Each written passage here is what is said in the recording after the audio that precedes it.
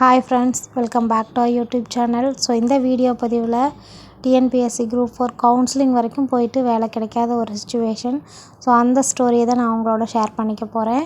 So video பிடிச்சிருந்தால் like பண்ணிக்கோங்க. And இது வரைக்கும் நம்மளுடைய சேனலை சப்ஸ்கிரைப் பண்ணி சப்போர்ட் பண்ணுற அனைத்து நண்பர்களுக்கும் என்னோட நன்றியை தெரிஞ்சுக்கிறேன். Thank you so much. ஸோ இந்த வீடியோ பதிவு டிஎன்பிஎஸ்சி குரூப் 4 என்னுடைய நண்பர் ஸோ எவ்வளோ மார்க்குனா 163 ப்ளஸ் போட்டிருந்தாங்க.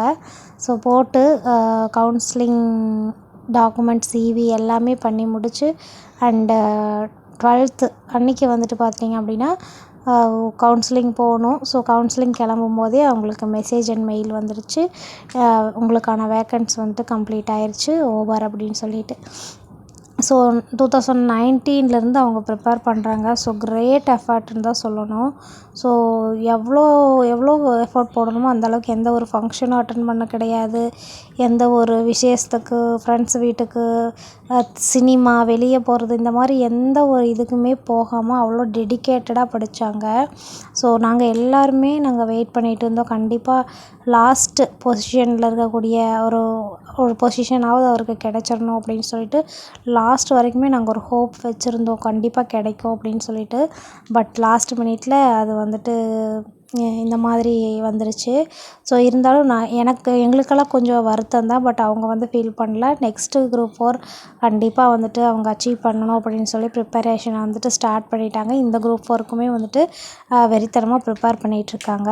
ஸோ இந்த ஸ்டோரி உங்களுக்கு எதுக்காக சொல்கிறேன்னு பார்த்தீங்கன்னா, ஒரு குரூப் 4க்கு படிச்சுட்ருக்கீங்க அப்படின்னா எல்லாத்தையும் தெரிஞ்சுக்கணும் இல்லையா? ஸோ அதுக்காக தான் ஷேர் பண்ணுறேன். ஸோ நிறைய யூடியூபர்ஸ் பார்த்திங்க அப்படின்னா 160 எடுத்தால் பாஸ் பண்ணிடலாம், 160 ப்ளஸ் எடுத்தால் பாஸ் பண்ணிடலாம் அப்படின்னு சொல்லிட்டுலாம் வந்துட்டு 165 எடுத்தால் போதும் அப்படின்னு சொல்லுவாங்க. இருக்குது, அது வந்துட்டு ஒவ்வொரு கேட்டகிரி வைஸ் ஒவ்வொரு பொசிஷனை வச்சு தான் இருக்குது. ஸோ இதே இந்த 163 165 ப்ளஸ் நீங்கள் எடுத்திருந்தீங்க அண்ட் ஒரு டைப்பிஸ்ட் ஏதாவது ஒரு டைப்பிங் வந்துட்டு நீங்கள் ஜூனியர் இங்கிலீஷ் அண்ட் தமிழ் ரெண்டுலேயுமே சீனியர் முடிச்சிருக்கீங்க அப்படின்னா இந்த மார்க் போதுமானது. ஸோ இதில் இருந்தாலே நீங்கள் வந்துட்டு உள்ளே போயிடலாம். நீங்கள் வந்துட்டு டைப்பிஸ்ட்டு எதுவுமே நம்ம கையில் இல்லை, எந்த சோர்ஸும் இல்லை, ஜென்ரல் கேட்டகரியில் நம்ம உள்ளே போகணும் அப்படின்னு சொல்லும்போது இந்த மார்க் ரொம்பவுமே கஷ்டம்தான். ஸோ நீங்கள் 170 வந்துட்டு கண்டிப்பாக போட்டிருந்தீங்க அப்படின்னா ஷியோரிட்டியாக உங்களுக்கு ஜாப் உங்களோட கன்ஃபார்ம் ஒரு பொசிஷன் நீங்கள் எடுத்துக்கலாம். ஸோ என்னோடய தம்பி ஆல்ரெடி சொல்லியிருக்கேன், 172 போட்டிருந்தாங்க. அவங்க வந்துட்டு டிரான்ஸ்போர்ட் டிபார்ட்மெண்ட் எடுத்து இப்போ எடுத்தாச்சு. இன்னும் வந்துட்டு அவங்களுக்கு போடல, இப்போ தான் போயிட்டுருக்கு இல்லையா? ஸோ கவுன்சிலிங் இப்போ வந்துட்டு டைப்பிஸ்ட்டுக்கு அடுத்து கவுன்சிலிங் நடக்க போகுது. ஸோ அந்த மாதிரி இருக்கக்கூடிய சுச்சுவேஷன். ஸோ நீங்கள் படிச்சுட்டே வந்துட்டு ப்ரிப்பேர் பண்ணிவிட்டு நீங்கள் டைப்பிஸ்ட்டு இந்த மாதிரி ஏதாவது முடிக்கணும் அப்படின்னாலும் கண்டிப்பாக நீங்கள் என்ன பண்ணுங்கன்னா முடித்து கம்ப்ளீட் பண்ணி வச்சுருங்க. ஸோ அப்படி கம்ப்ளீட் பண்ணி வச்சிங்க அப்படின்னா ஒரு லோயஸ்ட் மார்க் எடுத்தாலும் நமக்கு வந்துட்டு ஒரு லாஸ்ட் பொசிஷன்லையாவது நம்ம வந்துட்டு நம்மளுடைய வேக்கன்சி நம்மளுடைய டார்கெட்டை வந்துட்டு எடுத்துக்கலாம். ஸோ அதுக்காக தான் வந்துட்டு இந்த வீடியோ பதிவு மேக் பண்ணியிருக்கேன். ஸோ என்னோடய ஹஸ்பண்ட் பார்த்துட்டிங்க அப்படின்னா போன குரூப் 4ல் இந்த குரூப் 4ல் 154 என்னமோ எடுத்தாங்க. 154 என்ன மறந்துட்டேன் எவ்வளோ ஸ்கோர் எடுத்தாங்க அப்படின்னு சொல்லிட்டு 150 ப்ளஸ் தான் எடுத்திருந்தாங்க. ஸோ அவங்களுக்கு வந்துட்டு கிடைக்கல.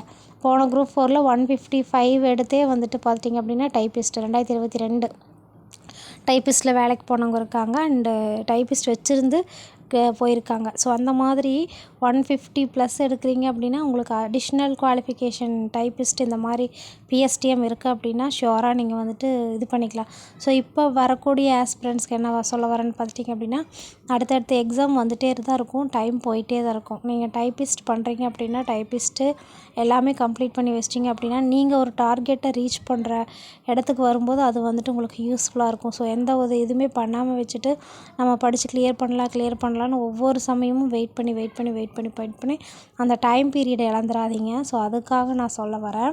ஸோ இந்த மாதிரி வந்துட்டு அவங்க போய் கிளியர் பண்ணாமல் இருந்தது எல்லாத்துக்குமே கஷ்டம்தான். ஸோ இப்போ வந்துட்டு அகெயின் இந்த அடுத்து வரக்கூடிய குரூப் 4க்கு படிச்சுட்ருக்காங்க. ஸோ நீங்களும் தொடர்ந்து படிங்க. இந்த குரூப் 4 இல்லைனாலும் அடுத்த எக்ஸாமுக்கு வந்துட்டு நம்ம இந்த ப்ரிப்ரேஷன் நம்மளை கொண்டு போய் சேர்க்கும், உந்துதலை வந்துட்டு உண்டாக்கும். ஸோ அதுக்காக தான் இப்போ இருந்தே படிங்க அப்படின்னு சொல்கிறது. ஸோ 100 டேஸில் படித்தா 150 டேஸில் படித்தா நம்ம வந்துட்டு அச்சீவ் பண்ணிடலான்னு கேட்டால் முடியாது. பட் இந்த 150 டேஸில் எவ்வளோ எஃபர்ட் போடுறோமோ அடுத்த எக்ஸாமுக்கும் வந்துட்டு அதே போல் கிரேட் எஃபர்ட்டை நம்மளால் முடிஞ்ச வரைக்கும் சேம் இதே கான்ஃபிடென்ஸ் கான்ஃபிடென்ட் லெவலோடு நம்ம கொடுத்தோம் அப்படின்னா கண்டிப்பாக நம்மளால் வந்துட்டு அச்சீவ் பண்ண முடியும். அண்டு நம்மளோட வேகன்சி நம்மளுக்கான ஒரு பொசிஷனை நம்மளால் எடுத்துக்க முடியும். ஸோ அதுக்காக தான் இந்த வீடியோ பதிவு மேக் பண்ணியிருக்கேன்.